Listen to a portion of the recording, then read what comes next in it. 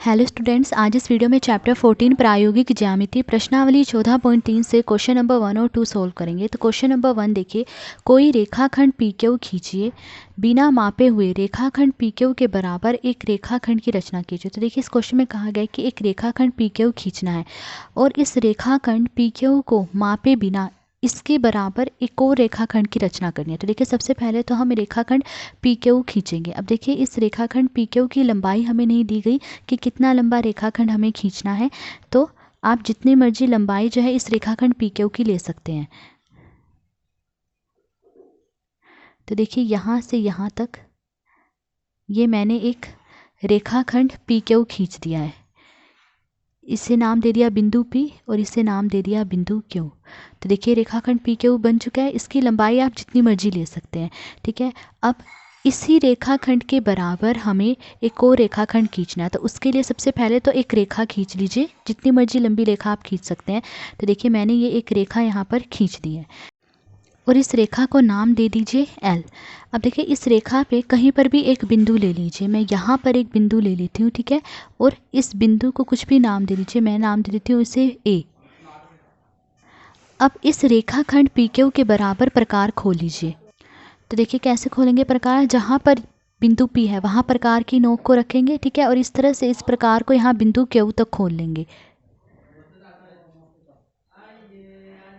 तो देखिए, इस रेखाखंड PQ के बराबर जो है यहाँ पर प्रकार खुल चुकी है। अब यहाँ बिंदु A पे प्रकार की नोक को रखते हुए यहाँ इस रेखा पर एक चाप लगा लीजिए, ठीक है, लगा ली चाप, और इस बिंदु को नाम दे दीजिए B।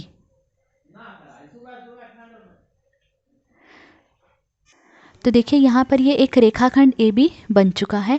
देखिए, इस रेखाखंड AB की जो लंबाई है वो इस रेखाखंड PQ के बराबर है, क्योंकि PQ के बराबर ही प्रकार खोलकर हमने ये रेखाखंड बनाई है ना।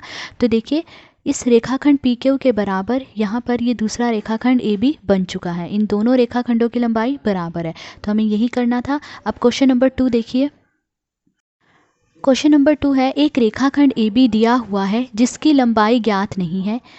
कहा गया कि एक रेखाखंड AB है जिसकी लंबाई पता नहीं है। एक रेखाखंड PQ की रचना कीजिए जिसकी लंबाई इस रेखाखंड AB की लंबाई के दुगनी हो। तब कहा गया कि एक दूसरा रेखाखंड PQ बनाइए और इस तरह से उसकी रचना करनी है कि इस रेखाखंड PQ की जो लंबाई है वो इस रेखाखंड AB की लंबाई के दुगना हो। तो देखिए, सबसे पहले तो हम एक रेखाखंड AB बनाएंगे। अब देखिए, रेखाखंड AB की लंबाई हमें नहीं पता, तो आप जितनी मर्जी लंबी रेखाखंड बना सकते हैं। तो मैं रेखाखंड AB की लंबाई इतनी ले लेती हूँ, आप कुछ भी ले सकते हो, ठीक है।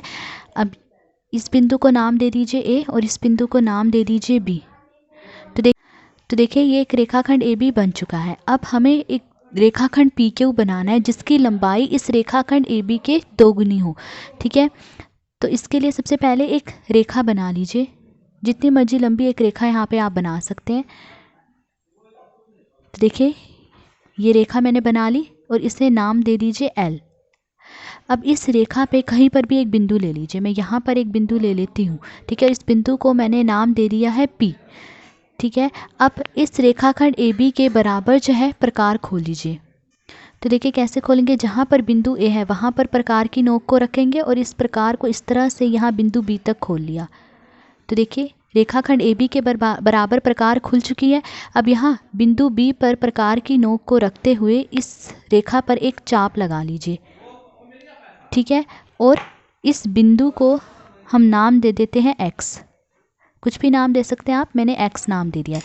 अब देखिए, जितनी प्रकार हमने खोली थी उस प्रकार को कम या ज़्यादा किए बिना अब बिंदु X पे प्रकार की नोक को रखते हुए इस रेखा पर एक और चाप लगा लीजिए, ठीक है, लगा ली, और इस बिंदु को नाम दे दीजिए Q। तो देखिए, यहाँ पर ये एक रेखाखंड PQ बन चुका है और इस रेखाखंड PQ की जो लंबाई है वो इस रेखाखंड AB के दोगुना है। देखिए, रेखाखंड AB की लंबाई सिर्फ इतनी है और जो PQ है, ये PQ देखिए इस रेखाखंड AB का 2 गुना है, ठीक है। तो आज इस वीडियो में हमने क्वेश्चन नंबर 1 और 2 सोल्व करा। अगर आपको वीडियो पसंद आई हो तो please like, share and subscribe. Thank you.